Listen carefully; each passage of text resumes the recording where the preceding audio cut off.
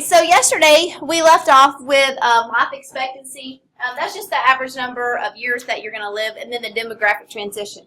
The demographic transition is just this model that most industrialized countries followed on their way from going from pre-industrial to now this modernized society. The demographic transition has 4 steps. So I'm going to divide my paper up into 4 sections just to kind of keep myself straight. And I'm going to give one color line to the birth rate, and I'm just going to do blue for that. And then I'm going to give another line to the death rate, and I suppose I'll do red for that. All right, so the first stage in the demographic transition starts when you have a high death rate, and that is because before countries industrialized, there is a lack of access to medical care. If you get a wound, you may die from an infection because at some point there was not the availability of things like simple antibiotics. Childbirth injuries are a problem.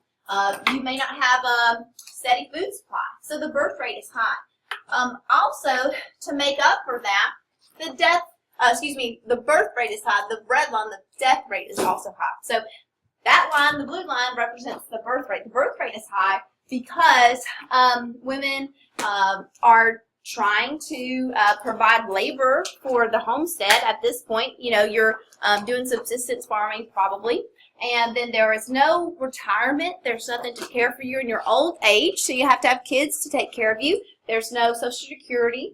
Also, infant mortality rates are high because of lack of maternal care. So you have to have more children than you really need because some of them may not make it to adulthood. Okay, so TFR, the total fertility rate, is high. So birth rate and death rate are both high. What's going to happen when this is called the pre-industrial stage? What's going to happen when a country starts to develop is we're going to figure out, hey, that's a good idea to maybe wash our hands. And maybe the advent of some medicines, antibiotics will happen. Those will become available. Also, a steadier food supply. As you start to industrialize, you may start getting mechanization in your agriculture. Machines to make the food more plentiful.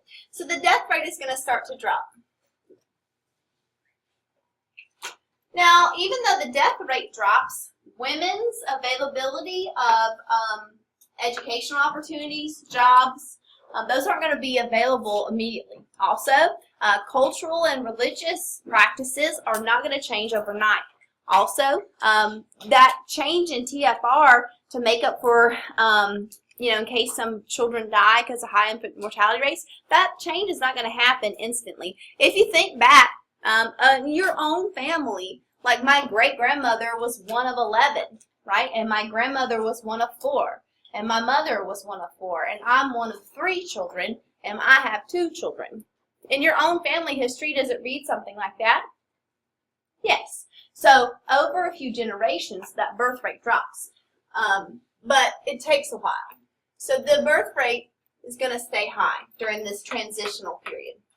Now, do you see there's a gap between the birth rate and the death rate? Mm-hmm. Yeah, so that's where people are getting added. This gap here is population growth.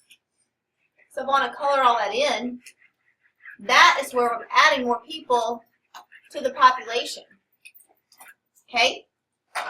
Now, over time, we kind of go into the future a little bit.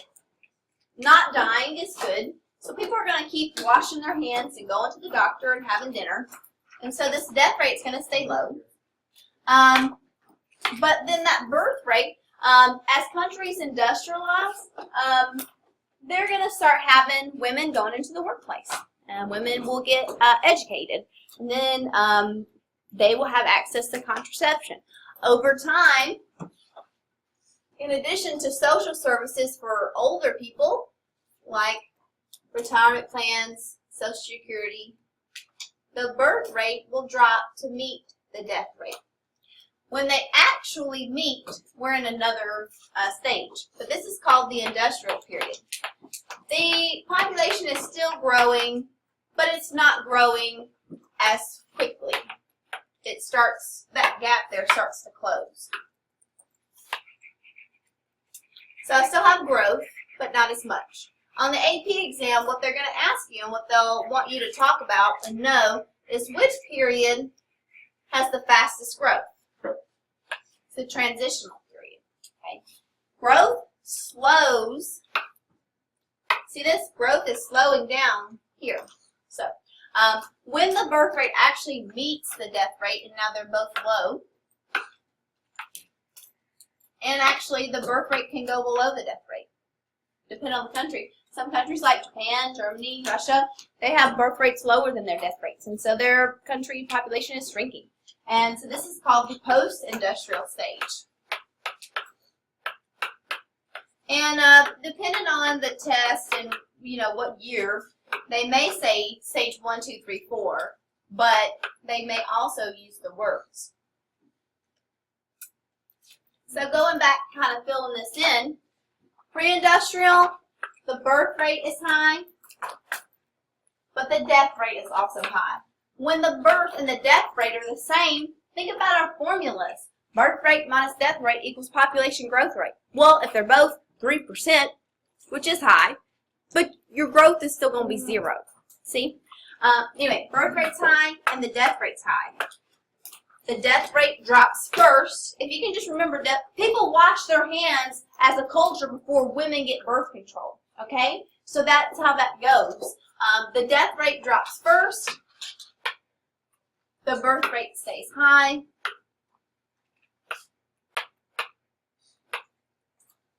Here on the industrial stage, the birth rate starts to drop. Okay? The death rate stays low. Again, the death rate stays low. In the post-industrial stage, and the birth rate is low.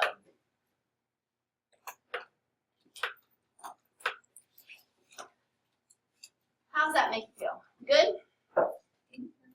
Very important concepts here. You said this graph is called the demographic transition. Okay? Alright, so going on from there, here's their picture of it, which is the same thing as I had. Notice in the transition, I think they do a better job in the transitional stage showing the population increase than on my graph. But anytime you have a gap, you have a large birth rate and a lower death rate, that's when you're going to have people getting added in. Birth rate, death rate both high, they both end low, and the death rate drops first. Okay, very simple. So these slides go through what I just explained. High birth rate to compensate for high infant mortality right here. Population growth is slow. Transitional, the birth rate stays high.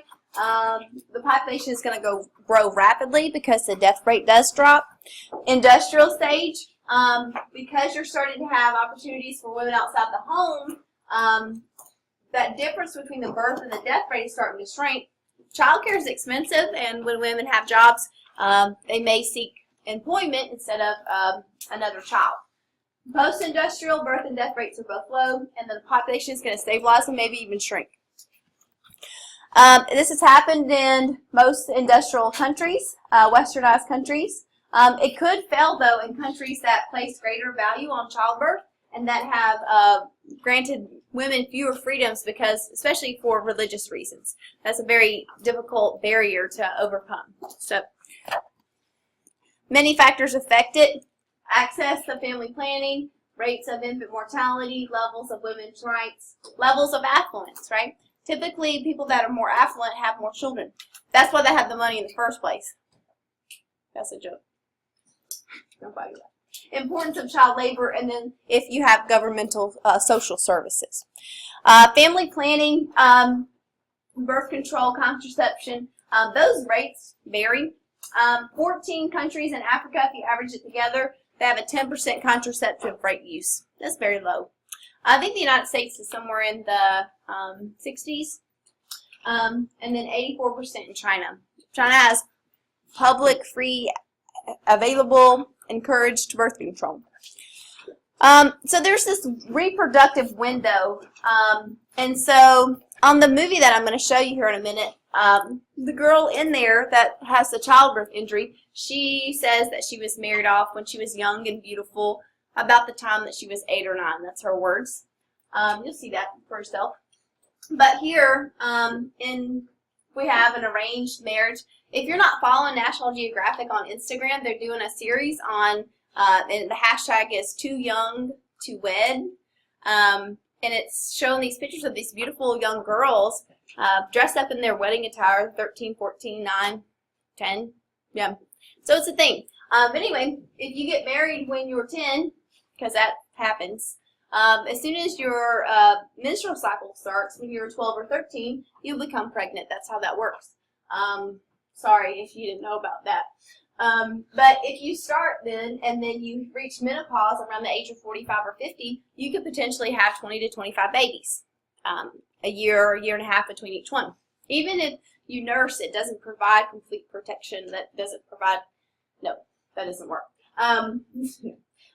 So if you're in an industrialized country like this lady, she has on fancier pants or something. I'm not sure what the difference is. She's gonna, if she seeks out career and educational opportunities, she may not decide to have her first pregnancy until her late 20s, and then maybe her second one, just 2 kids, you know, that's enough, in her early 30s, and then done. So family planning programs are working.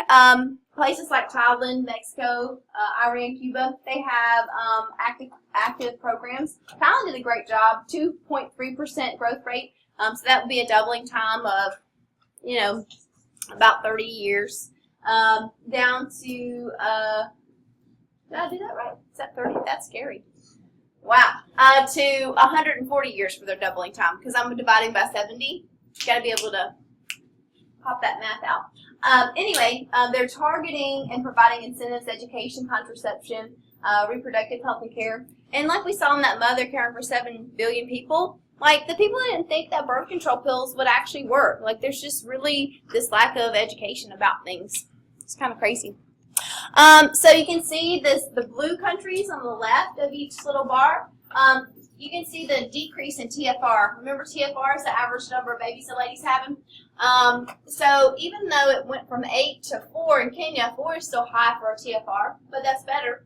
Malawi had no such program, and it did decrease a little bit, but not as much. Same with Iran and Iraq. And what they've done here in this bar graph series is they've paired countries that have similar religious and geographic traits. So that's why they put them together.